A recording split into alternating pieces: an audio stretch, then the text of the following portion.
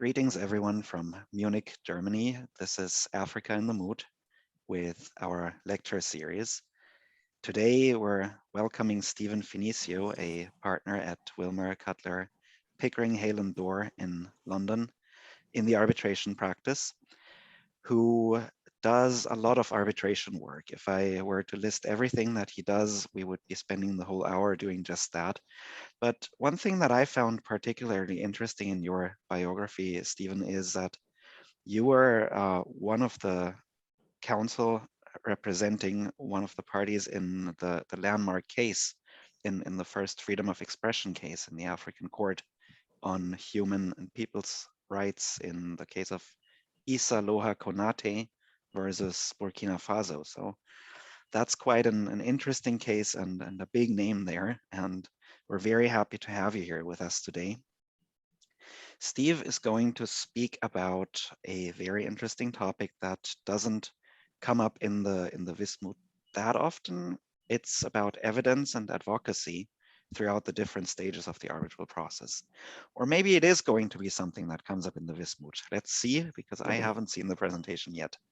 Steve, we're happy to have you here.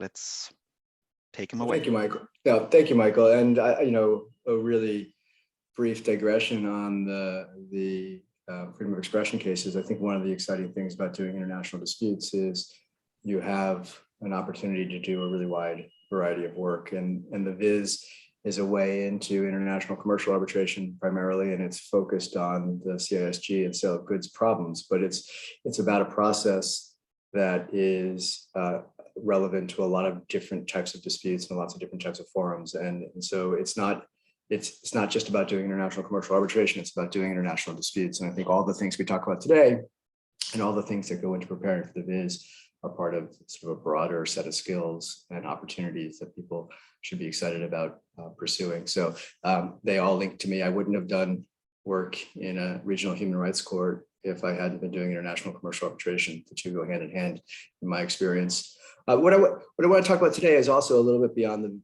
the Viz, but I thought it was useful to do a discussion about what arbitration really looks like, because you get in the Viz by necessity only pieces of the process. And I thought it would be useful to talk about the steps in the process, and in particular a step that's sort of handed to you in the Viz, which is how do you gather and present evidence. Now, this first part, how do you gather evidence, is what's handed to you in the problem.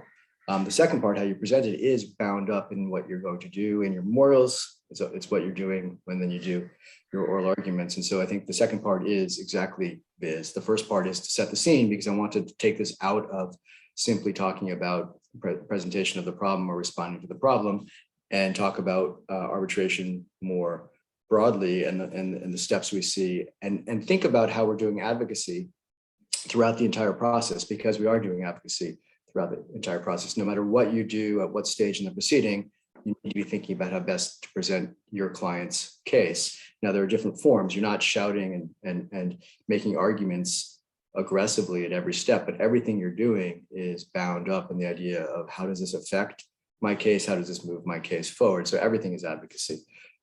So I have a goal of trying to get through a discussion of gathering evidence, what I'll call the taking of evidence, and presenting evidence at different stages. I have way more than an hour's worth of things to talk about. And I spent a lot of time last night trying to cut down this to be short enough, and it's frankly not short enough. So I'm going to pick and choose, and what I'm going to do, because there's no way I can do all of this in the time, I would like you, if you have questions, put them into the chat or interrupt me. There's a small enough group of us that we can do this where you can just ask questions. So I want you to stop and we can have a discussion. And the other thing is, as I was thinking about it last night, I thought, let me talk about taking of evidence and presenting of evidence. I'll go as far as I can go in terms of the time we have, but I want to reserve a few minutes at the end to make some observations about making arguments at the Viz. And I want to give you that piece of practical advice from someone who has been an arbitrator at the Viz for nearly 20 years and who does this as my day job. So I wanted to not just talk about the process and some of the legal and procedural issues around arbitration, but I wanted to spend a few minutes at the end about making arguments and presenting your case and doing advocacy in the context of the Viz, which is a slightly different context than real life because of the constraints of time and the limits of the problem. I'm going to use a PowerPoint, and let me see if I can use my Zoom skills to get this up and running. So hopefully you all can see that. I'm going to, like I said, I'm going to do a pretty quick run through the various stages in arbitration and talk about the idea of how we get evidence and then how we use evidence at different places. And as we do that, talk about how we do advocacy. I do think some of this should be obvious to you, but I think part of this is if you're only coming into arbitration as students and only coming in through the Viz, I thought maybe having a bigger context would be useful to help explain the process. And I think understanding the process is helpful for the Viz itself, because the arbitrators often are people who are arbitrators and lawyers who practice in arbitration. So the more you're presenting things in a way that they expect someone to do it, pardon the phrase, in real life, the more you'll be effective in the Viz as well. So let's start with some basic background. The most difficult part of any judicial procedure, any form of adjudication, is establishing the disputed facts of the case. But doing so in international arbitration raises particular issues. One of the reasons it raises particular issues is there's usually no statutory law for the arbitrators on the methods of how to establish the facts of the case. So you're not looking at a detailed or prescriptive set of evidentiary rules or procedural rules as you would in a national court litigation. There's usually no detailed provisions in institutional arbitral rules about how you take evidence or present evidence. There's no guidance usually with regard to some very basic questions like what are the means of evidence? And I'll talk about what I mean by means in a little bit. What makes evidence admissible or not? There usually is no guidance on how you take evidence. It is how do you gather evidence if you don't have it already. There usually is no guidance on how the arbitrators are meant to evaluate and assess the evidence. And there's often disputed questions, and there's certainly no guidance in the arbitration rules themselves, and usually in the arbitration laws, on who has the burden of proof and what standard of proof applies to different issues. And so these are all either non-existent or left to difficult, complex law questions, which is different from if you're in a court proceeding. On top of that, you're dealing with all this in a multicultural and international context. And that may mean that there are different legal concepts and practices on taking and presenting evidence among the different participants in the proceeding. So the lawyers from one side, the lawyers from the other side, who may be international themselves, they may not all come from the same place, even on the same side of the case, the parties who may have experience and expectations of the legal system, and then the arbitrators who may be coming not only from different places from the parties, but different places from each other. And there's one really basic issue that can affect how, when we think about taking and presenting evidence, can affect how it's done in a case. And that is the basic question of what is the aim of the process? What is the purpose of an international arbitration? Is it, as some common lawyers would say, is it to find the truth? Or is it, as some civil lawyers would say, I'm doing very crude generalizations, but they have some truth to them. Is it to efficiently resolve a dispute? And if your conception is it is to find the truth, you may therefore have a different view of how much scope and authority should be and time should be spent on taking evidence than it is if your view is it is a process for efficiently resolving a dispute. So those basic that basic mindset will have an influence on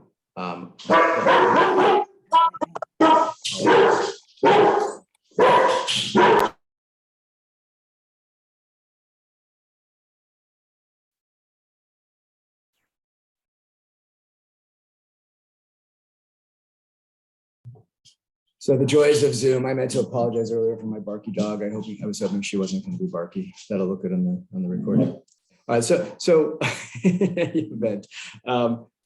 She may interrupt us a couple more times, but hopefully she'll settle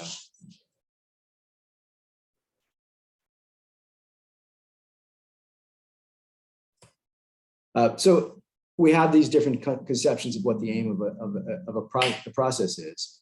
And it's often said that in international arbitration itself, in a truly international arbitration, the approach to taking and presenting evidence is an attempt to strike a balance between general civil law and common law approaches to evidence. And one of the most effective ways that has developed as a matter of soft law to bridge that legal and cultural gap is something called the Iba Rules on the taking of evidence in international arbitration. That we also see sort of a counterbalance from a more civil law perspective, something called the Prague Rules on efficient conduct of proceedings in international arbitration. And I'm going to take a few minutes later on to talk about what those things are, because I think anyone who's going into international arbitration, even if this doesn't come up in the Viz, should be familiar with the IBA rules and the taking of evidence. So I'm going to spend a fair amount of time talking about evidence. So let's spend a minute or two to say, what is evidence? And one of the funny aspects of all this is that it's hard to find a good definition of what evidence is. And that may seem, to those of you who have experience or have studied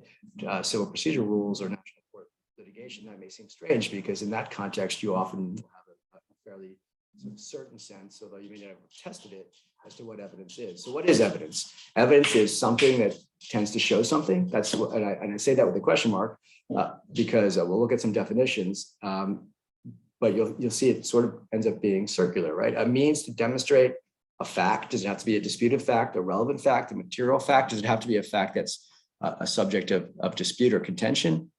When we're thinking about that, and the reason I raised the question of what evidence is because when you then have a disputed process, should somebody be allowed to gather evidence, for example, from the other side, defining what we mean by evidence and what we think is relevant to an arbitration may be an important starting point. So just to I don't want to spend too much time on this, but to give you some sense of it, here's a definition from Black's Law Dictionary, which is the primary legal dictionary.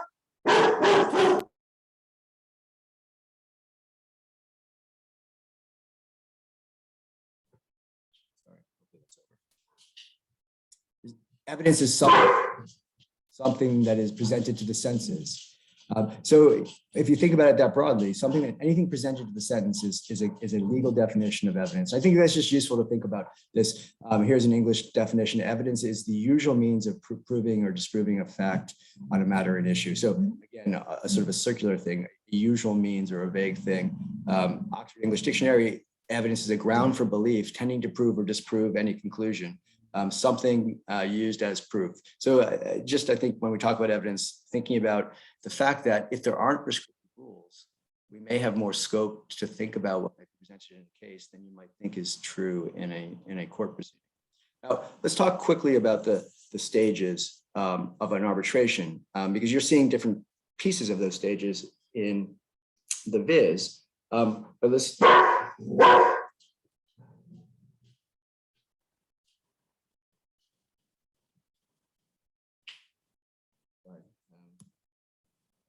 the funds of Zoom. Under most arbitration laws and rules, there are very few mandatory procedural steps in an arbitration. A tribunal generally has a broad procedural discretion, and the procedural orders you get in the Viz, you'll have had that set out for you. You're not particularly arguing, you're taking it as presented. Some procedural rules, such as the latest incarnation of the ICC rules, suggest certain case management techniques that include and address issues around evidence production, but these are suggestions. These are not mandatory rules. Typically, the parties can seek to reach agreement on what steps there'll be in an arbitration and what submissions will be made to the tribunal, and as we'll go on to talk about, what evidence and how evidence will be gathered in a case.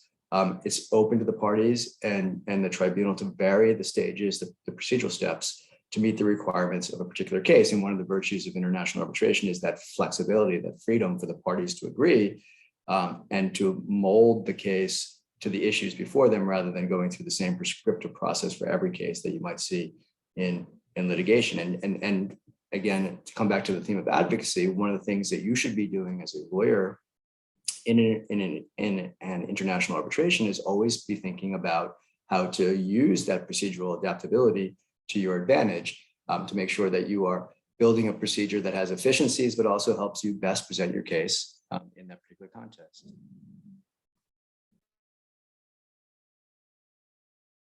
I'm not going to spend time on this, but you see that under most arbitration laws, I'm using this child model law as representative. If the parties don't agree, the tribunal has the discretion to set the procedure. And then when the model law addresses the question of evidence, it simply says that the tribunal's powers include the power to determine the admissibility, relevance, materiality, and weight of any evidence. So it gives essentially complete discretion to the tribunal to deal with questions of evidence. And we see similar approaches under arbitration rules. I've given you as an example the ICC rules, the the arbitral tribunal shall adopt such procedural measures as it considers appropriate. And that's typical across different international arbitration laws and different international arbitration rules. One guiding principle, though, is that across laws and rules, typically what we see, typically is probably understating it, is a fundamental requirement that there be some form of equal treatment of the parties, and that each party have a fair opportunity to present his or her case. And we see this grounded in particular in the New York Convention, where the grounds for refusing recognition of a foreign arbitral award is that a party was unable to present its case.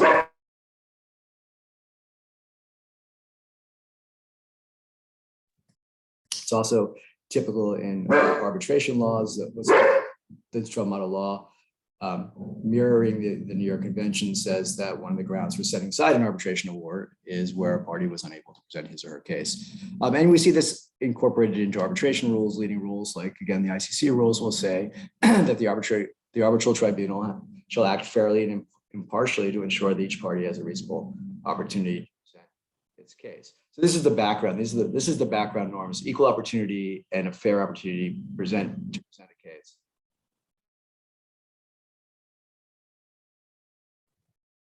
Now, there are different times and ways in a case that a case is presented. It's presented through the written advocacy, and you all have just gone through that exercise.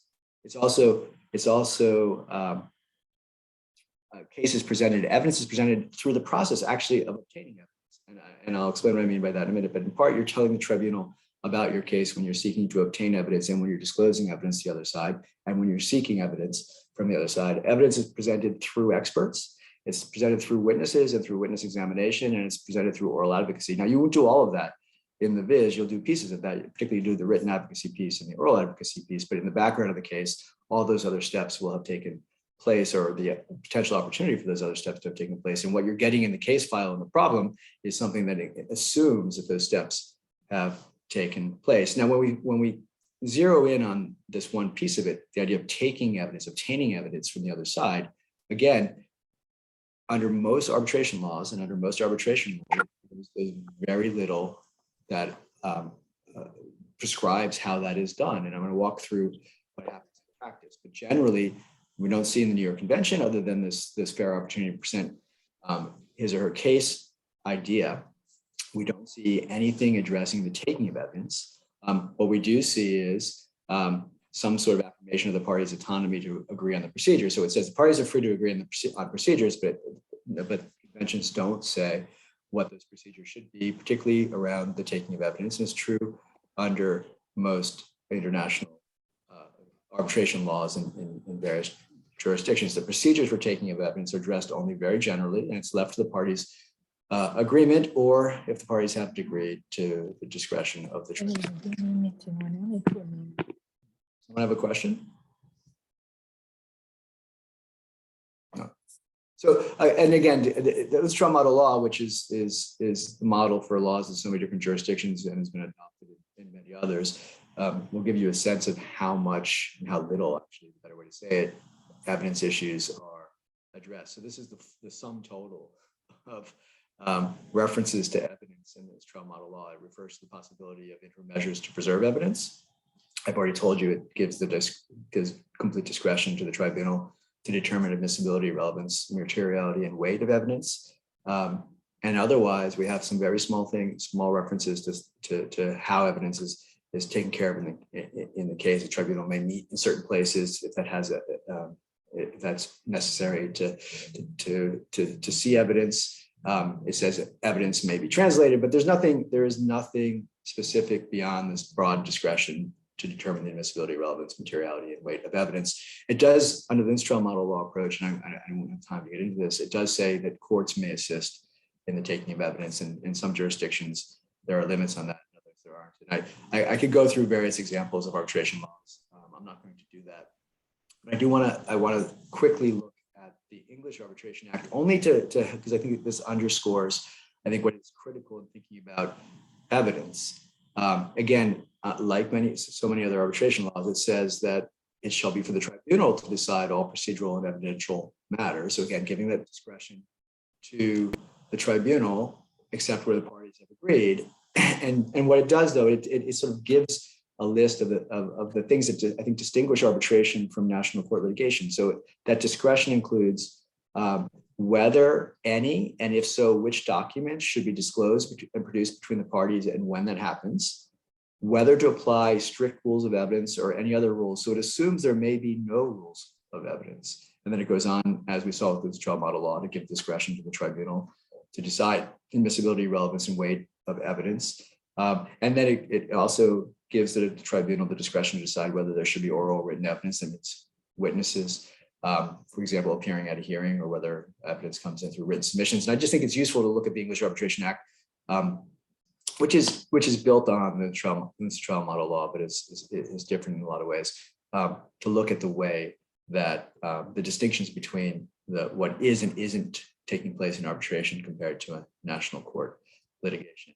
And I won't go through some of the other examples if you understand the point. But we see this across almost all arbitration laws in major jurisdictions. This general limited focus in the law itself on what the tribunal or the parties can do, and that therefore leaving the discretion to the tribunal in most places. And then there's tweaks. I stop on the arbitration law of China because reflecting more of a civil law tradition, it also includes the idea that the tribunal may collect its own evidence, which is some of the tensions between some common law and civil law approaches that we'll spend a little more time talking about in a few minutes.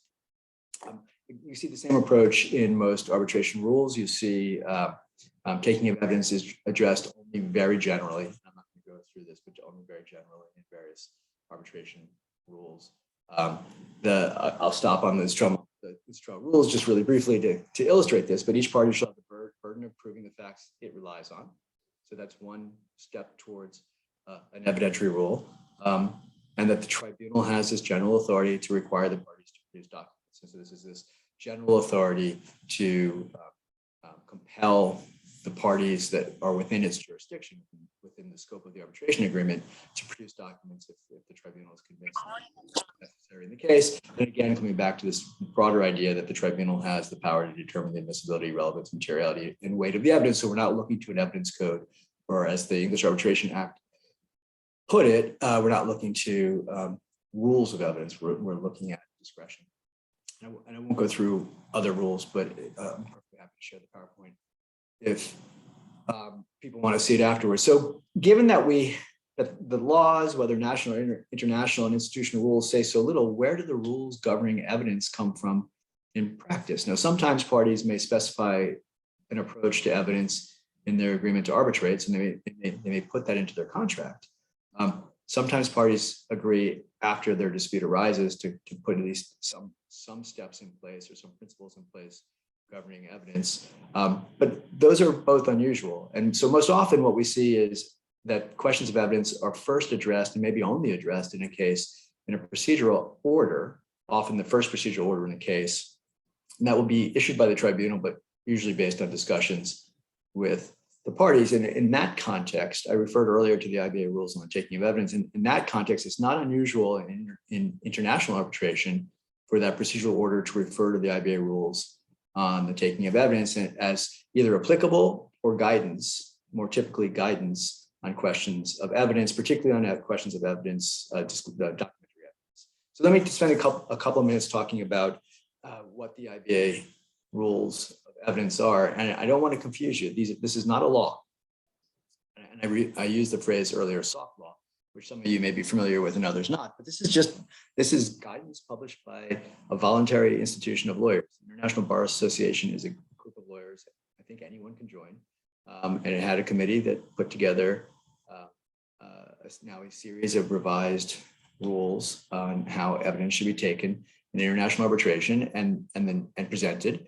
And the principle was that it was meant to be common sense, trying to find best practices from different legal cultures. It purportedly was trying to harmonize common and civil law approaches and at least provide an international standard. And I'll stop on that for a second, because I think almost every civil lawyer will tell you this doesn't resemble what you see under the IBA rules does not resemble what you see in civil law court practice. It's much more of a common law approach. But I will also say, as an American lawyer, that what we see in international arbitration also doesn't reflect what we see in court practice in US litigation. So it may tilt common law, but it's certainly not mirroring practice in, for example, US or English courts.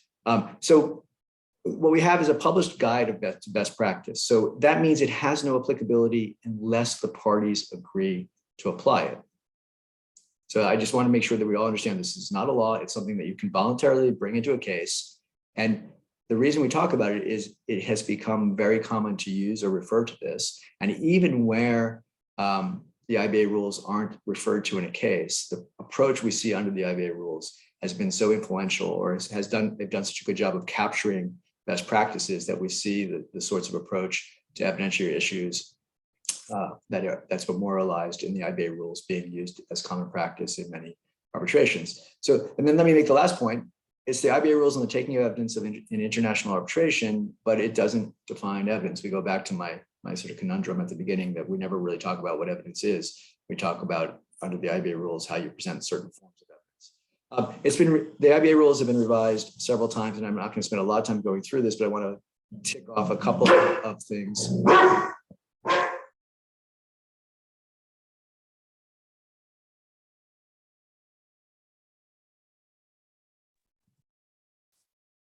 It's in 2010, it had to wrestle with for the first time the fact that so much today is done digitally or electronically. So it had to expand its definition of documents to make sure that no one was confused that a document can be in electronic form. And it started to refer to specifying files and search terms as ways to gather evidence. It tries to wrestle with complicated issues around issues of legal privilege and legal impediment. And it added the idea that a tribunal can actually, to some degree, I don't want to say penalize, but can take into account a party's conduct in the evidence gathering and sharing process when costs are awarded at the end of an arbitration. So it tried to give some policing authority with some more bite to a tribunal, with the concern being that if parties are not complying in good faith with various aspects of evidence gathering and presenting, it wanted to make express what I think was already understood, though, that tribunals could take that into account when they were considering who should bear the costs at the end of a case. We saw the IBA rules again revised in 2020. I don't want to spend too much time on this. I think this was mostly small tweaks, but there was a new revision, and one of the things it was doing was making clear that remote hearings, things like what we're doing right now online with barking dogs in the background, were legitimate ways to present evidence, and it gave some indications about how tribunals might want to deal with that. Let's talk about what the IBA rules do. As I said earlier, I'm not going to go through this. They're voluntary, and they can be adopted or adapted whole or part. They're meant to be flexible. They're meant just to be guidance. The IBA rules refers to four means. The rules refer to four means of presenting evidence: documents. I've already mentioned that this can include electronic documents, witnesses, experts, and it has two different rules. Article 5 deals with party-appointed experts. Article 6 deals with tribunal-appointed experts. Article 7 brings in the idea of inspecting sites, goods, processes where the tribunal will actually go and visit a factory or see a process. These things particularly come up often in infrastructure or construction cases where there may be a defect claim and maybe a turbine that's too big to bring into a hearing room or show online. Article 8 deals with the conduct of evidentiary hearings, and to some degree that's a piece of what you're doing when you have your argument at the Vis, although you're doing the legal arguments only. But Article 8 sets out approaches to hearings, and then Article 9 deals with bases to exclude evidence on grounds of confidentiality, privilege, and other bases. So it sort of sets out, here's what certain forms of evidence are, here's how you can present them, here's how you can run a hearing, and then here's certain grounds which you may find means you can exclude evidence. And the approach is to say that evidence should be conducted in an efficient, the taking of evidence should be conducted in an efficient, fair, and economical manner. And then it starts to try to narrow, and this is partly where we move away from some of the common law approach, certainly the US approach. when evidence is being gathered from the other side, it should be restricted to disputed facts which are material and relevant to the outcome of the case. And that materiality and relevance standard becomes the sort of the touchstone that's used in arguing about whether evidence can be taken from the other side. It brings in notions of good faith. As I said, it also allows the tribunal to take a failure to act in good faith into account. And it reiterates the tribunal shall have complete control over the taking of evidence. And I'm not going to, it tries to create efficiency by pushing the parties in the tribunal to deal with issues early in the case to get a handle on what the key issues are, so that the ideas of relevance and materiality that are so important to testing disclosure issues can be identified early in the process. It does try to deal with the consequences of not complying with obligations to disclose documents by expressly talking about allowing the tribunal to draw adverse inferences if a party fails to provide evidence that you would expect it to have and doesn't give a satisfactory explanation to the tribunal as to why it didn't provide evidence that it should have provided or should have had in its control. I'm going to quickly talk about the Prague rules just to give you a fuller picture of the world. The IBA rules are hugely influential. As I said, the Prague rules are new and we'll see how they develop, but they were published in 2018, primarily by a group of practitioners from Central and Eastern Europe with civil law backgrounds. And it was based on a criticism that the IBA rules are too rooted in common law and too rooted in an adversarial approach to taking of evidence. And that also creates inefficiencies for parties who don't come from countries or legal systems where that adversarial approach was familiar to them, but also that it assumes bigger, more complex cases and is inefficient in smaller cases. And so the Prague rules start from a more inquisitorial, traditional civil law approach. And I'm not going to go through all the details, we don't have time, but it's meant to be, again, something that parties can choose to apply if they want to control and to use the flexibility inherent in arbitration and can opt into if they find it useful, and to take a more traditional inquisitorial approach to evidence. I'm not going to go through all the details, but you can find it on the slide. So that sort of gets us to the beginning of the case. We have multiple steps in arbitrations, and arbitrations typically will start with some form of procedural hearings or case management conference at the beginning of the case. And while those are not typically places where the parties are making arguments, presenting their case, talking about evidence, when you go into that as counsel, you need to be thinking at those early procedural stages of picking a procedure that is most suited for your case to make sure that you start with, to preserve those basic requirements of fairness and equal opportunity and a fair opportunity to present your case, but then also more strategically are thinking about a process that will best allow you, given what you know about your case already, to make your case. So for example, if you know that your case relies on evidence that you don't have at hand and that you have access to the other side's internal documents, you need to be thinking about that and presenting that and trying to address that at the early procedural hearings. So you need to have that view. So there's a form of advocacy that goes into deciding and arguing about and agreeing on what the procedural steps will be from the beginning of the case, even if you're not arguing about the merits of the case. So that's the first step. And then as part of that first step, you'll have agreed to a timetable with different steps. And you see that in the Vis problem where there are the memorials and the procedural orders will set out some early steps. And so you have some form then typically after the initial procedural steps of written submissions. And you've just gone through this exercise in the Vis, but there are different words for what these written submissions are. Sometimes we call them memorials, sometimes we call them briefs, sometimes we give them specific names like a statement of case or a statement of claim or a statement of defense. And the number and timing and sequence of written submissions can vary. It's usually agreed by the parties in the tribunal in a preliminary conference, but it may not be. Some cases we see a different approach where the parties agree to one step. Once that step is taken, then they come back and agree what the next steps should be. And some of the common steps where we see written advocacy in a case will be that starting point, the request for arbitration, where there's advocacy obviously at that first stage, and the answer and potentially in a counterclaim. And then in many arbitrations, you'll have a round of one submission by each side. And sometimes it's called a statement of case or a statement of claim. Sometimes it's called a statement of defense, but we see usually a consecutive exchange of written submissions. And then we may see subsequent rounds where we have replies, rebuttals, rejoinders, and those might be consecutive or they may be simultaneous. We often, in some cases, will see before a hearing yet another submission, and it may be some sort of summary brief, sometimes called a pre-hearing submission, sometimes called a skeleton, depending on the legal system you're from. Hearing, and then you often, but not always, you'll sometimes have a written brief after the hearing. These different steps where we have formal submissions by the parties setting out their case and advocating their case.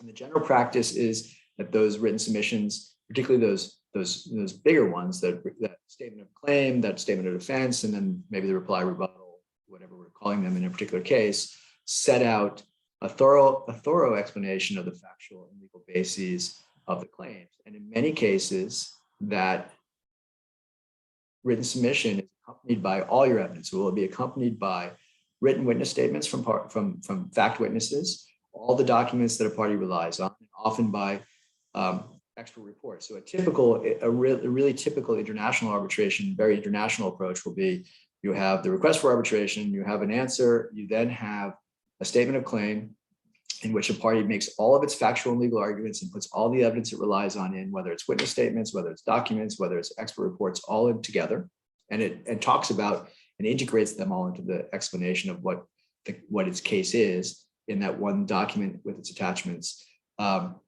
And then the other side does a statement of defense, in which it does the same thing. That's the typical approach, although we see different approaches in practice, coming back to this ability to customize. So in some proceedings, you might see what is sometimes called an English pleading style approach, where the law goes in one written submission, and then the fact evidence comes in later, and the expert evidence may come in later. But through all of this, we're advocating in written form. So let's talk a bit about advocacy. And I know you just did this, but advocacy in the written submissions.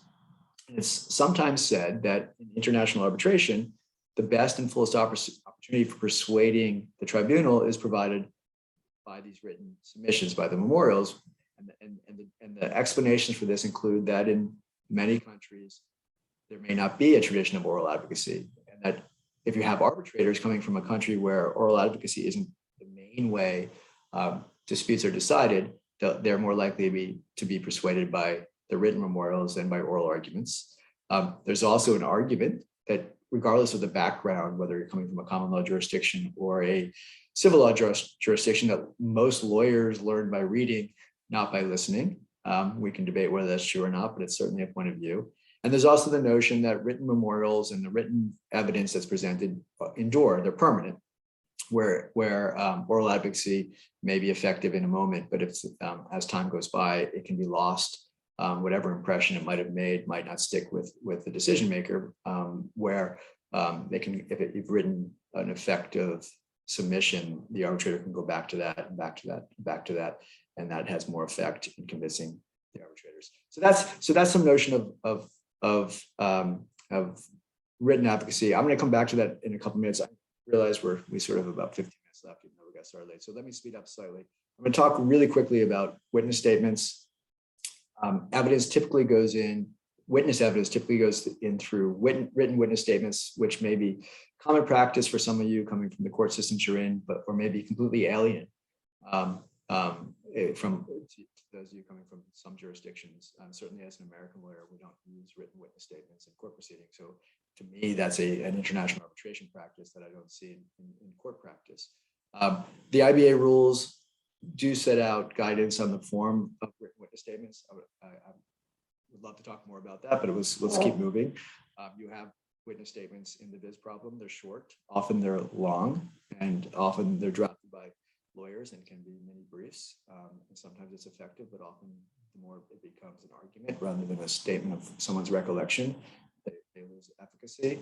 Another really important written part of the case are expert reports. We don't have time to really go through this, but expert evidence can actually be presented through fact witnesses. You may have an engineer on a project who's a fact witness, but is talking about something within their expertise.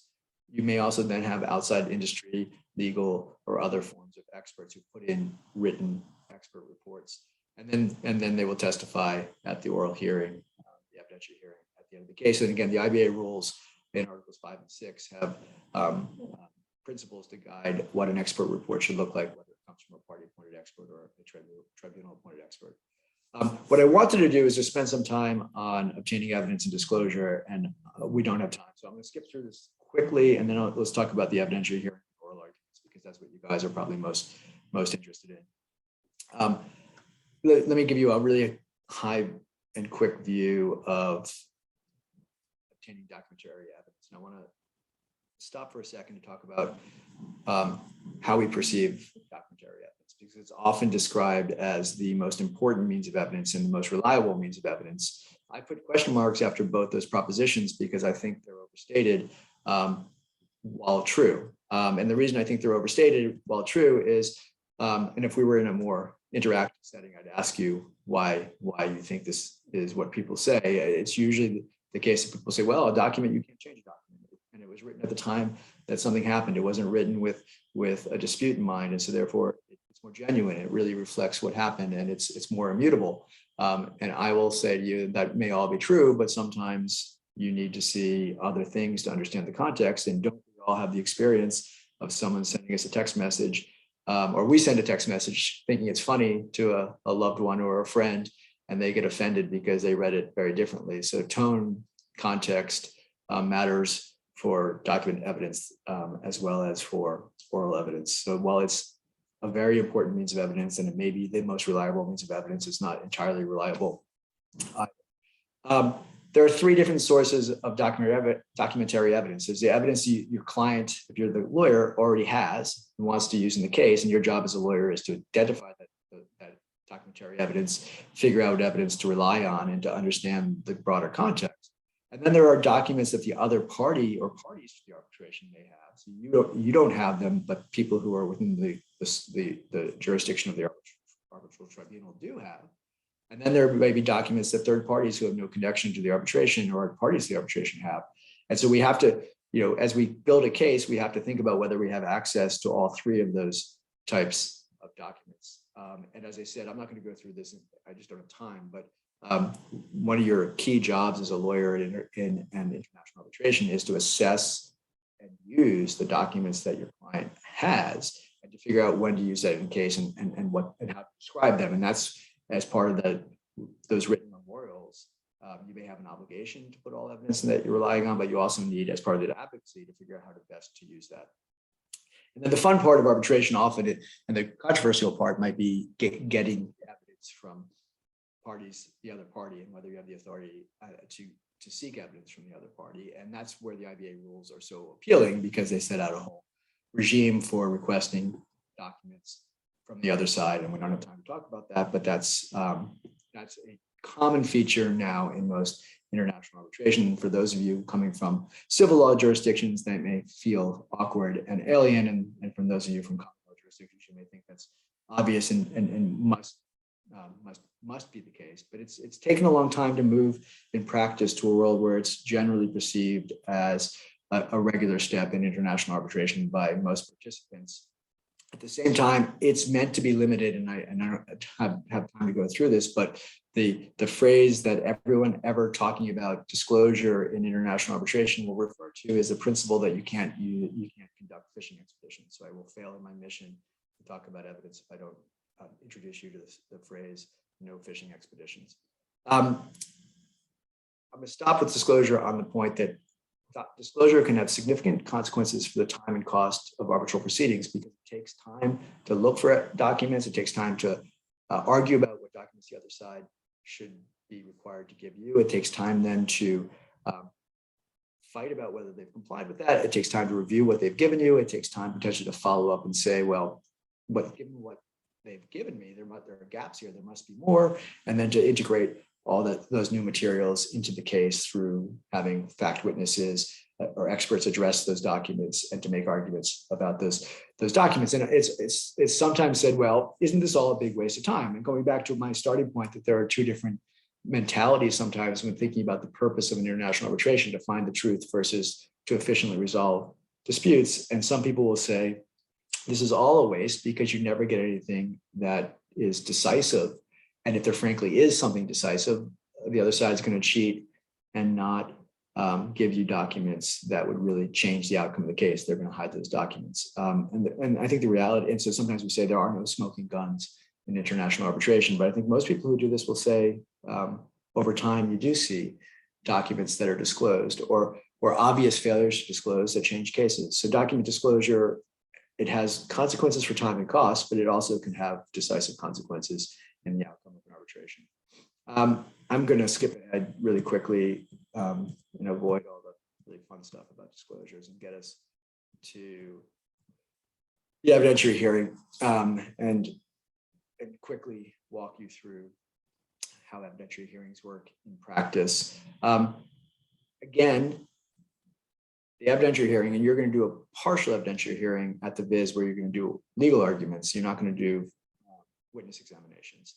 But how an evidentiary hearing is structured will depend significantly on the backgrounds of the participants. And that means both the lawyers and the tribunal. And evidentiary hearings can vary in length, sequence of how the different aspects of the hearing are ordered and approach really greatly. They typically, but not always, include both oral arguments, so the sort of arguments you'll do at the Vis, plus witness examination. And typically there'll be some sort of pre-hearing procedural conference to organize the details, because otherwise it would be a free-for-all. When you're making oral arguments, and this is sort of coming back to things that might be practical for you, it's important, because this is what you will be doing at the Vis, is that you are presenting a coherent theory of the case. And I'm going to reserve a couple of minutes to talk about how to do this at the Vis. But the best approach is to have some sort of presentation that you make as part of oral argument. I'm referring to this as an opening statement, which means a broader view is not just addressing legal issues, it's addressing the entire case. And you're trying to present a simple, logical, provable account of the facts that, when viewed in light of the controlling law, will lead to the conclusion that your client should win, which sounds obvious, right? But this is your goal in making an oral argument, is you're presenting a logical, provable account of the facts based on the evidence that's in the record. You're saying that when that's considered in light of the law that applies, your client should win. And then in practice, in real life, and you don't get the chance to do this at the Vis, that may be accompanied by PowerPoint presentations or documents that are flashed up on screens, or you may be handing out documents. So there will often be some form of visual presentation or demonstrative exhibits, and that may be charts and timelines that are presented along with oral argument or opening statement. And the approach can really vary. Sometimes tribunals or the parties will agree to restrict the length, but opening arguments, opening statements can be 30 minutes, they can be several days. And I've put some different sort of perspectives on there on the slide, but I'm going to skip past that. So then once we get past opening arguments, I'm going to come back to in a couple of minutes at the end. And Michael, tell me if I can go like 5 minutes past the hour. That would let me wrap up. Of course you can. Okay, good. Let's quickly talk about the witness part of it, the part that you do at the Vis. In contrast to documentary evidence, which I said is often characterized as the most important means of evidence, the most reliable means of evidence, witness testimony is often described as an important means of evidence, or the worst means of evidence, because of a general notion that witnesses are unreliable, that witnesses lie, witnesses have biases, witnesses are relying on fallible memory. Nonetheless, all arbitration rules allow for the hearing of witnesses, and we've moved past a world where in the old days, party representatives, including employees of parties, were not allowed to be witnesses, and that's still true in some national court systems. But in international arbitration, anybody a party wants to bring in to be a witness can be a witness, but we're usually seeing them, as I've said earlier, first through some form of written witness statement. So that's going to control the scope of their testimony at the hearing, because they've already put in written evidence.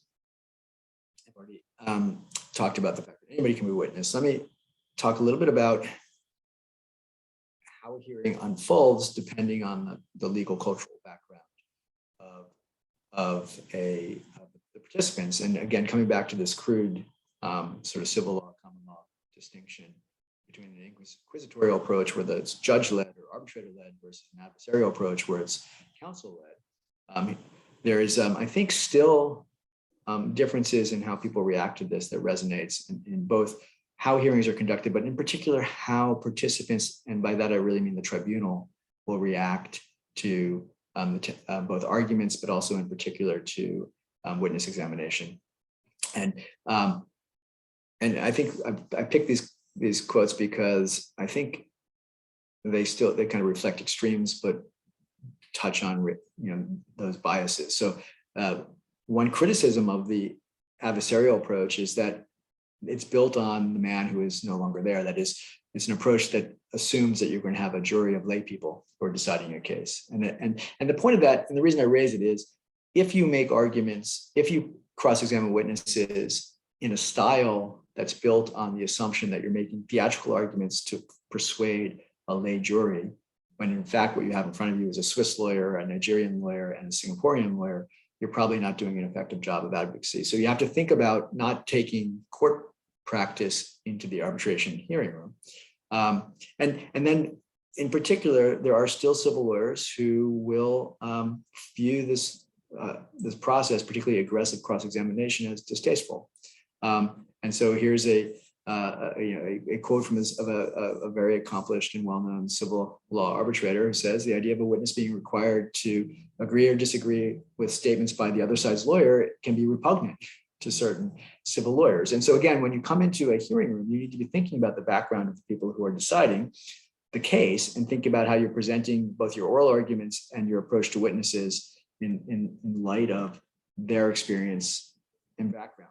All that said, international practice has adopted what is sort of a more Anglo-American approach, which is to rely on cross-examination in most international cases. And that means a style in which a witness will be presented through their written witness testimony, but the party who has presented that witness may get the chance to do some form of questioning for a little while of that witness. So we call it direct examination or examination in chief, depending on the legal system you come from. Then the witness is turned over for cross-examination by opposing counsel, and that's the guts. That's the primary time in terms of examining witnesses is spent on cross-examination. And at any time in that process, usually throughout, but also at the end, the tribunal can ask questions, which would be very different from an inquisitorial approach in which the tribunal would be primarily responsible for asking questions. And then we see, and this is where the IBA rules are helpful, we have to decide the order of witnesses. We typically will see the claimant's witnesses first and the respondent's witnesses, although sometimes we use our flexibility to break it up and put witnesses by issues rather than by some sort of general claimant's respondent sequence. I'm not going to spend much more time on this other than to tell you, I'm going to talk a little bit about cross-examination, because I think that's, for people coming from any background, that seems to be the sort of magic and the scary part of evidentiary hearings. And again, the value of cross-examination may depend on who your arbitrators are. And we have this notion for many common lawyers from the Anglo-American tradition is that cross-examination is beyond doubt the greatest legal engine ever invented for the discovery of truth. That's Wigmore on Evidence, which is one of the basic treatises that every English lawyer would rely on. So the greatest legal engine ever invented for this discovery of truth. Cross-examination is everything. Where for a civil law background, an arbitrator might think that really what matters are the documents, and that the civil law, that the cross-examination part of it is just a show, and that it's about the lawyers being theatrical, and let them make their dramatic cross-examinations, but all I care about is what the documents say. And you need to think about that when you're crafting a case. So when you are thinking about cross-examination, you start with the process of thinking about who to call. And that includes not just the witnesses that the other side put in witness statements from, but that maybe that there are other employees that you can ask the tribunal to compel to come. You need to think about how are they going to react to cross-examination? What's their background? What do I know about their personality, their character? And so you have to start planning your cross-examination in terms of the particular witnesses you have. And then again, as I said, you need to be thinking about who the decision makers are, and that may affect your style of cross-examination. And if you are, for example, going to be particularly aggressive, challenge their credibility, call them liars, you might have a tribunal that finds that inappropriate or unhelpful. So you need to think about that and moderate your approach to the particular case. And I would love to, I have a whole bunch of slides and I'll share them with you to talk about how to do cross-examination, but let me just make a couple of quick points and then let me talk about advocacy at the Viz. The force of a good cross-examination is found in the substance of the questions asked. So this is fundamental. cross-examination is very difficult, and witnesses are often not going to give you the answers you want or expect. So you need to ask good questions because your questions are part of the advocacy. And that, I think, is one of the fundamental aspects of cross-examination that everyone needs to grasp, which is it's your question is a form of testimony. It's a form of advancing your case to the tribunals. The witness could say yes or no. And with certain witnesses, you may have a whole goal and you might be able to accomplish more substantive things. But at a minimum, you're presenting your case through your questions to the tribunal. And you need to, so therefore you need to be very careful about the phrasing of your questions. And here we've got a very well-known American arbitrator using a phrase I like: meticulously phrased to be very pointed like a sharpened scalpel, not a blunt instrument. And that's sort of the guiding principle.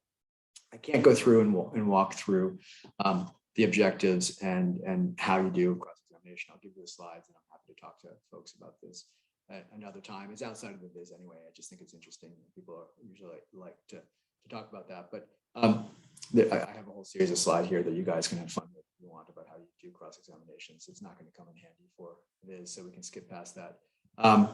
There is, just to close this, there is often after cross-examination, there's something called re-examination, where the lawyer who put the witness on initially, the party that sponsored the witness, is allowed to ask some follow-up questions.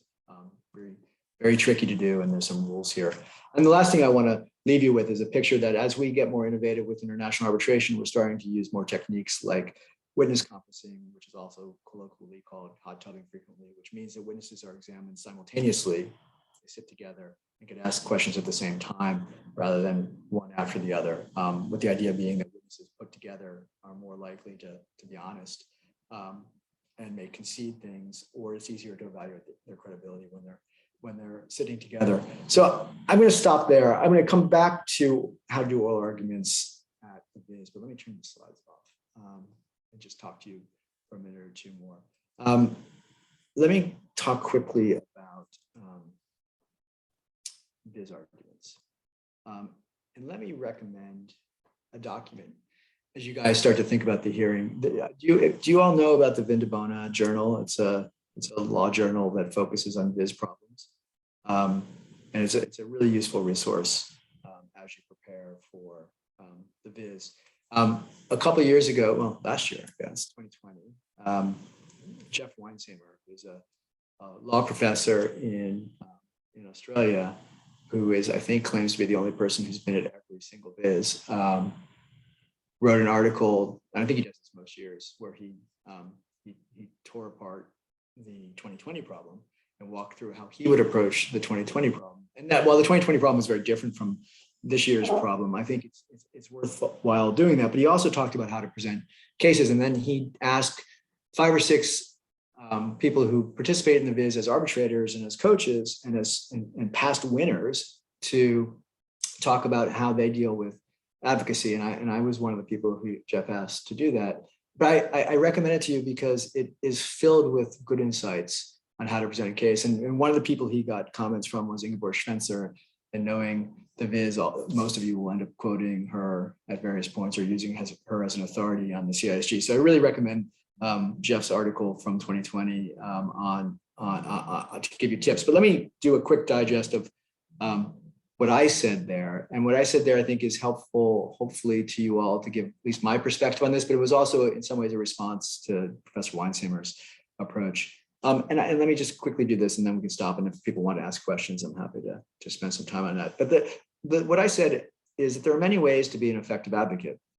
And you need to find a way to be effective that's true to who you are, but and is not an imitation or play acting. And one of Jeff's points is some teams go in with very rehearsed speeches. And very rehearsed speeches can be very impressive when you're on the other side of the room, because you think, oh, they're every word is perfect. They've really brilliantly presented this, but they're usually not effective, and they're certainly not effective if you want to get to later rounds. You really need to convey not a rehearsed speech, and not a rehearsed speech that is a persona that's not your own persona, but you need to argue with a persona that's your own persona. It needs to be you, and you need to try to convey in a natural way a real belief in the rightness of the position you're arguing, and that requires you to really engage with the issues, and you'll be more effective the more you actually convey a real belief that you're right. And this is how persuasive advocates are successful in real life. And that's a style point to agree, this idea of not giving a rehearsed, but a sort of a genuine presentation. But putting that sort of style question aside, there are certain things that I think are essential to being effective. And some of this is going to be super obvious, and you all say, yes, yes, yes, of course. But I want to emphasize, having seen people argue at the Viz for many years, there's a reason why I'm emphasizing these things. The starting point is you need a very good understanding of the issues and the overall case. And let me slow down. I say the overall case because too often teams divide up and give people their piece of the case. And while you may all work together on the memorial and you may sit there and play different roles at different stages in the process, in the hearing room, it often feels as an arbitrator that you've got two disconnected people, and that the person making the procedural arguments isn't really engaged in the merits arguments, or vice versa. So you need to really have a very good understanding of the overall case, and you have to have a story to tell. And I want to come back and talk about that, because it sounds pejorative to say you're telling a story, and I think it's the opposite of that. But by understanding the overall case, it helps you focus on the most significant points, and it helps you explain your arguments more clearly and really important, more succinctly in the moment when you're under incredible time pressure. It's a lot easier not to get lost in the details when you really understand how the detail fits into the overall case. It also allows you to adjust an argument in response to both questions from the tribunal and arguments the other side makes. Because if you just have if you're just reading a speech or memorized a speech, you can't be responsive to what the other side is saying or questions that come from the tribunal. And the questions that come from the tribunal are often what really trip up participants in the Viz. But one of the recurring problems I see in sort of mediocre presentations at the Viz is a failure to realize the importance of the facts and how to take advantage of the facts in arguments. Very often people focus entirely on the law or the procedural issues, and the facts come into it very, very briefly. And so I think it's really critical to realize that the importance of narrative, and that's the storytelling element that I'm talking about.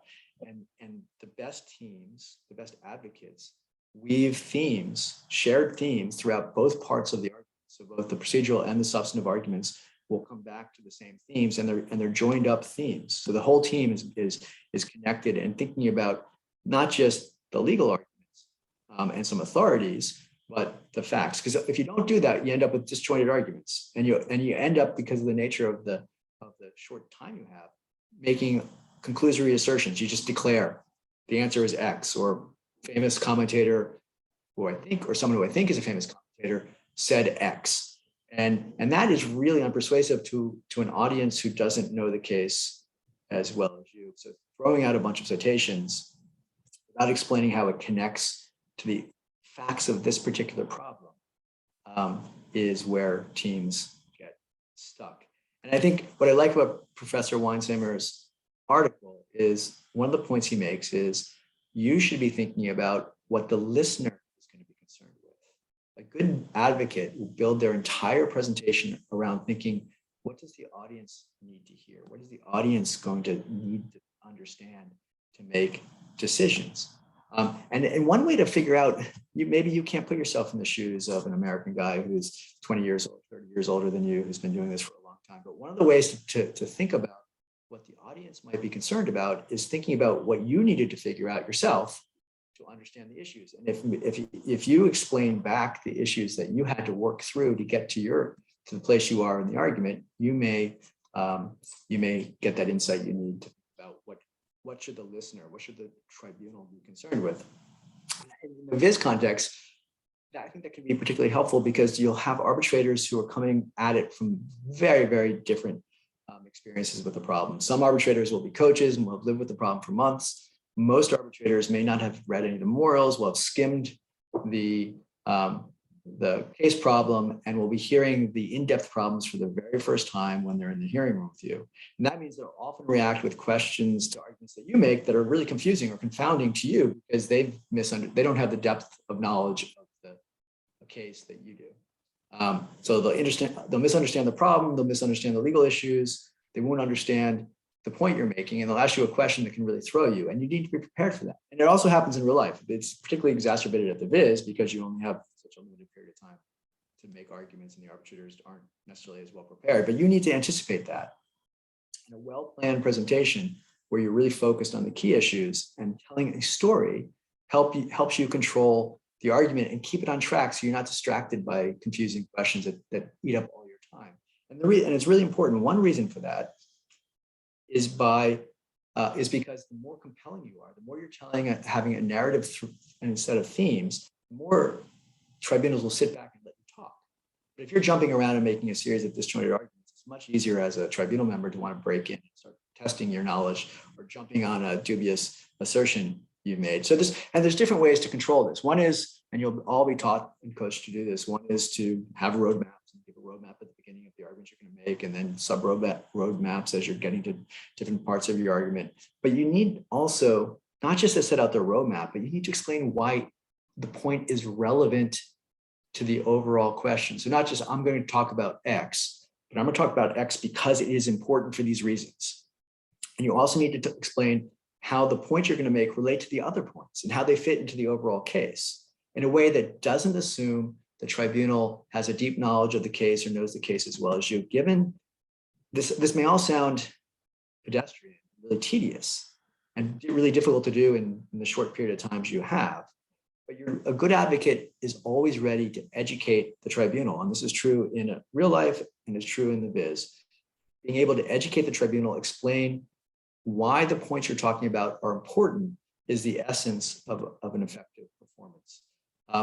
And being able to cite some support, cite an authority or a commentator for a point is not the same as understanding and explaining the point or why the point is compelling in the circumstances.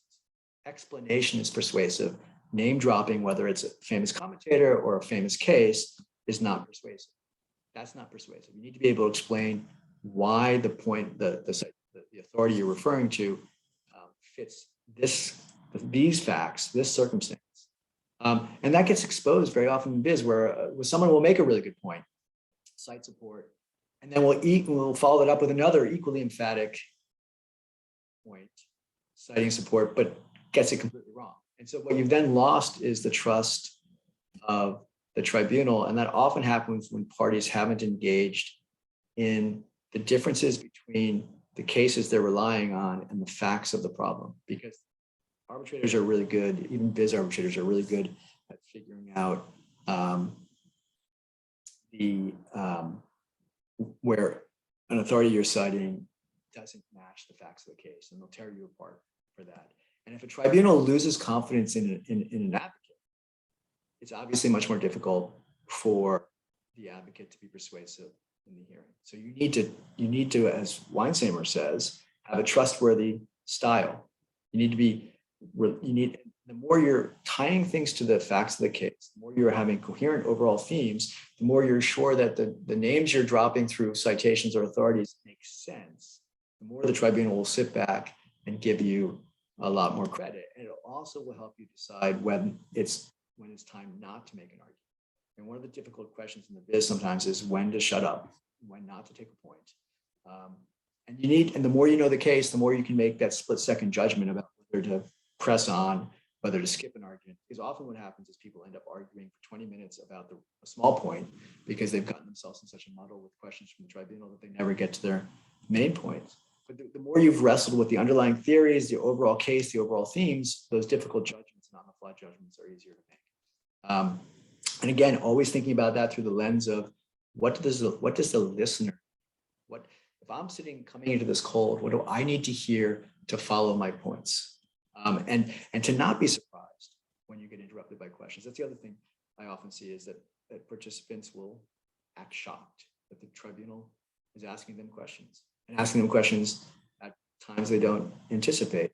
A good advocate is always expecting a question, is always prepared to answer it, and is never surprised when the tribunal or an arbitrator doesn't understand what they're trying to make. And just simply repeating a point, when an arbitrator asks you a question and says, I don't understand that, and you just repeat your point again, you're not explaining.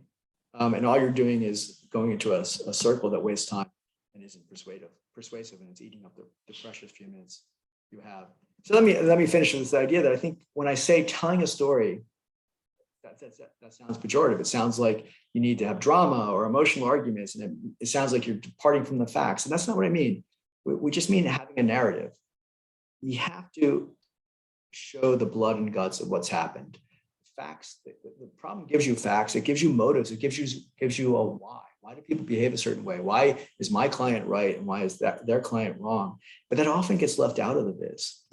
Certainly isn't consistently woven. Sometimes people will spend 2 minutes at the beginning talking about the justice or equities of the case, but then it gets very bloodless very quickly. And if you do that, you risk leaving the listeners with sort of a lifeless list of disjointed points.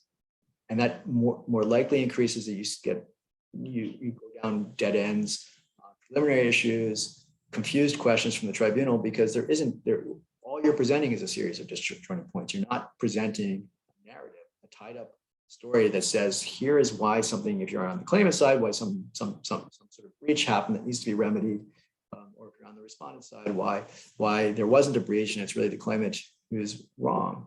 And the more you view facts and narrative and storytelling as less important than just some principles and theory, you're going to then probably find yourself making a bunch of conclusory assertions rather than building up themes. So the tribunal itself becomes invested in your story and follows that story entirely through in a sympathetic way, both of the team members' presentations.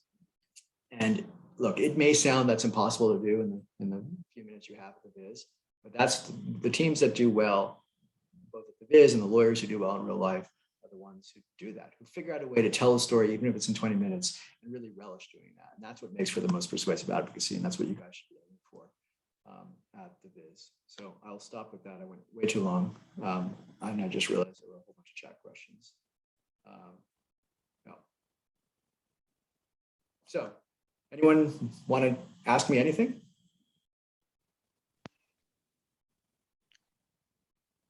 I'm just going to jump in while people collect their thoughts for questions for you. Thank you very much for this presentation. I could have continued listening to you for a long time still, and I believe you have many more things to tell us. So yeah, what you highlighted there, that is very important in the Vis Moot. That is very important in normal advocacy when you present a case.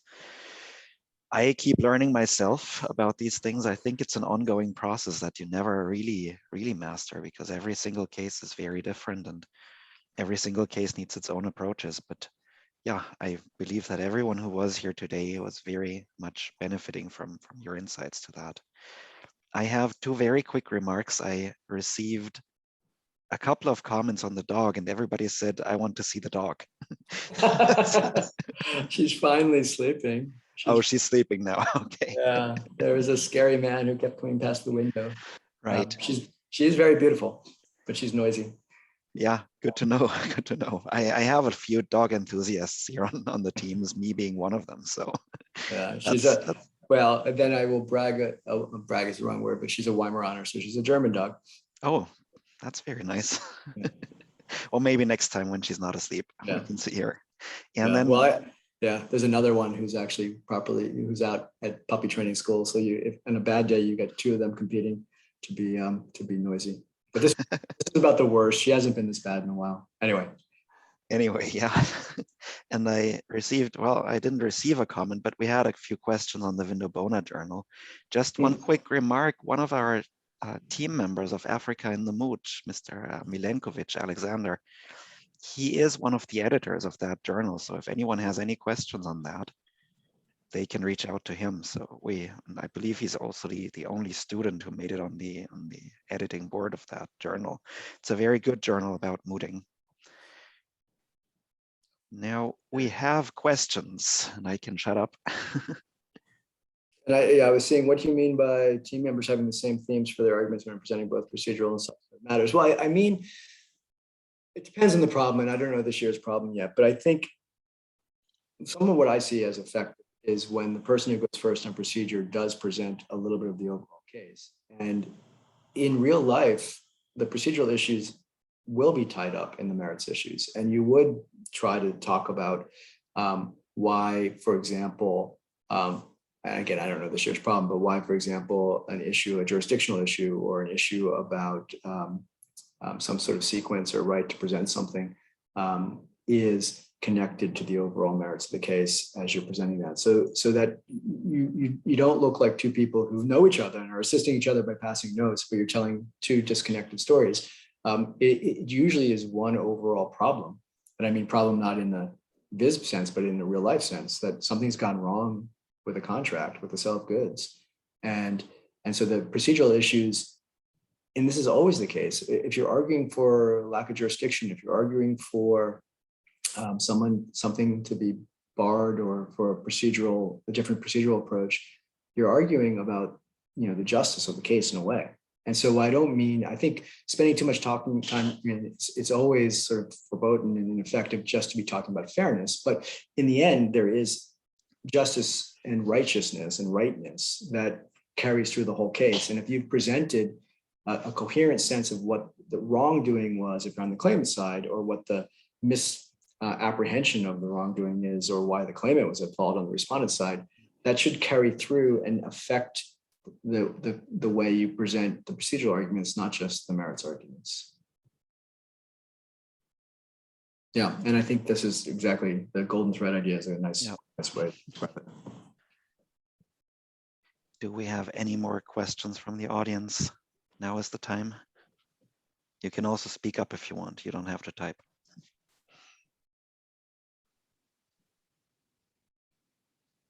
Well, yeah, so this is a question of, is there still any value of weighting the value of the evidence? Yeah, absolutely. And I think this is the problem. I think too often the Vis people end up talking about CISG precedents and get into the weeds of that.